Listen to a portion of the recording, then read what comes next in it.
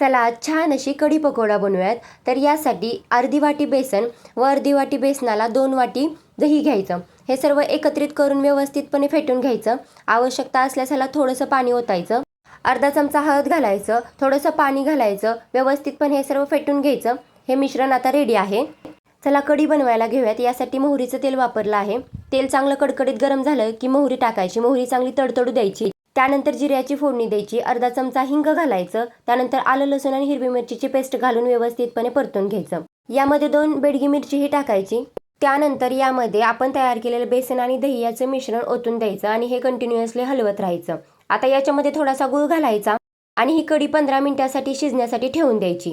तर कढी शिजते तोपर्यंत आपण भजी बनवायला घेऊयात। तर भज्यासाठी आपल्या आवश्यकतेनुसार बेसन घ्यायचं, त्याच्यामध्ये थोडीशी हळद, जिरे, ओवा तसेच मीठ घालायचं। सोडा घालण्याची याच्यामध्ये आवश्यकता लागत नाही। थोडं थोडं पाणी घालायचं आणि मिक्सचर एकत्रित करून घ्यायचं।